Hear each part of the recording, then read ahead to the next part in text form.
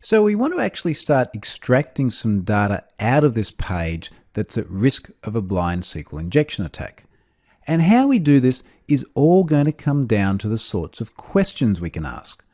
So just before, we found that if we sorted the results and we went to power, we had this reference to a power KW column. Now when we did this, we had the Bugatti Veyron in position number 1.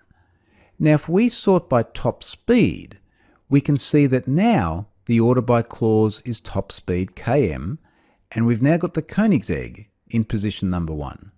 So depending on whether we order by power KW or top speed KM, we'll get a different result on this page.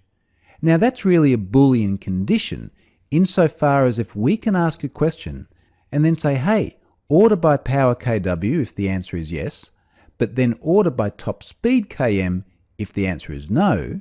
If we can do that, now we've got ourselves a valid way of asking good questions. So let's jump back to our notepad and see if we can construct the right SQL query to ask that question. And this is where it really comes back to your knowledge of SQL again.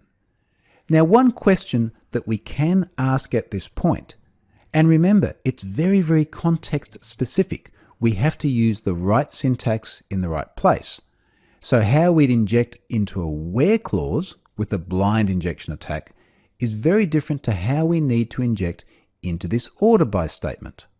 Now, one pattern we can use here is we can use a case. And basically what case says is case when something, then use this column, else use that column, end. So the case when, then, else, end syntax that we can use in order by will allow us to ask a question and then get a different answer based on the result.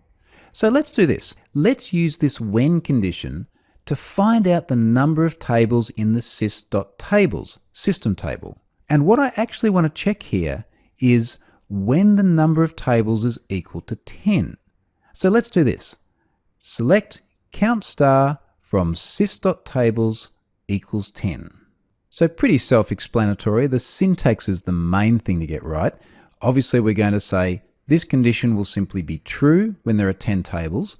And if it is true, I want to order by power KW.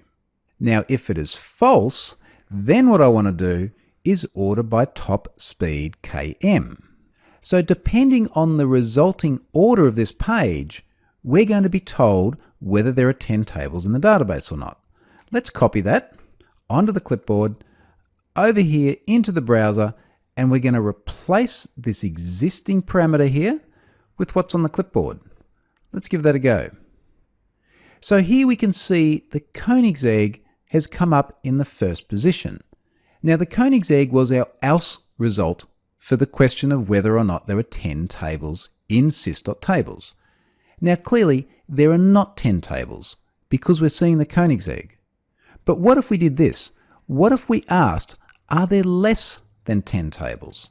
So we tried it this way. Now the Bugatti Veyron's at the top.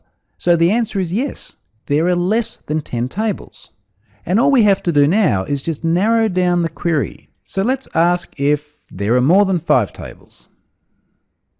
Bugatti's still at the top, so yes, there are more than 5 tables.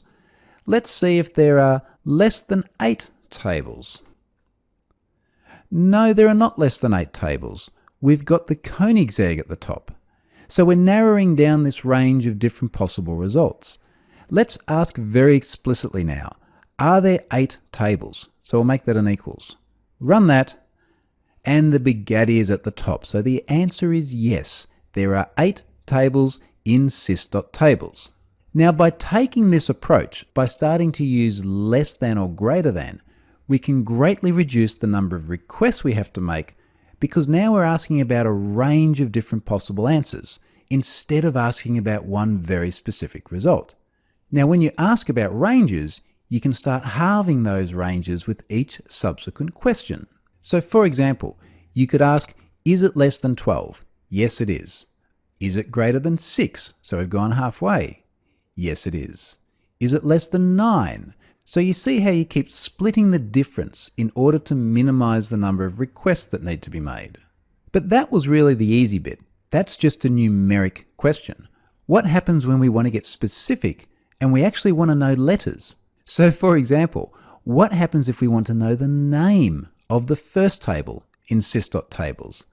Well, now we've got to start asking a very different question.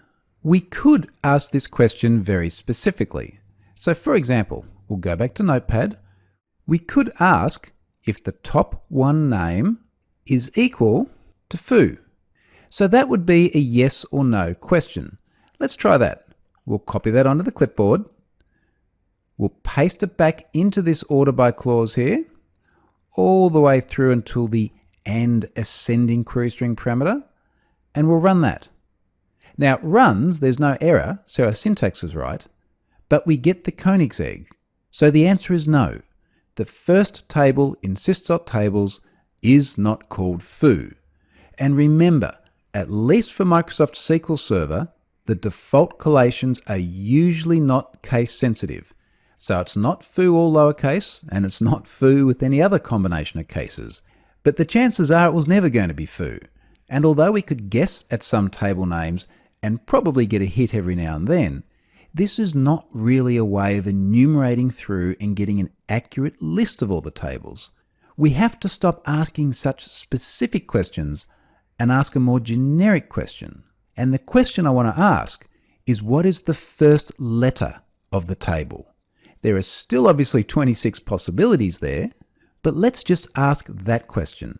So I'm going to jump back to Notepad again, and let's now change this query. So here's what we'll do now. Rather than selecting the entire top one name, we're going to get just the first letter of name. So that's going to require us to do a substring. And it looks just like this.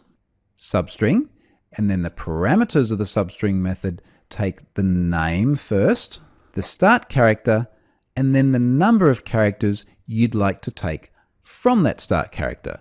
And in this case, it's just going to be 1. So this pattern will give us the first character only of the name column. And then of course, rather than comparing it to foo, we'll just compare it to A. So obviously first letter of the alphabet. Now this is going to be somewhat laborious, but in a moment we'll see how to expedite this process. Let's just start here. So again, we'll replace what we've already got there, paste it in, load it up, and it's still the Koenigsegg in number 1 position. So the first letter of the first table in sys.tables is not an A. Now we could keep going, but clearly this is going to be really, really laborious if we have to keep guessing every single letter. And that's just the first letter of the first table too. Inevitably there are going to be a lot more letters to guess. But there's a smarter way of doing this, and that's enumerating via ASCII values. So let's go and take a look at what I mean by that.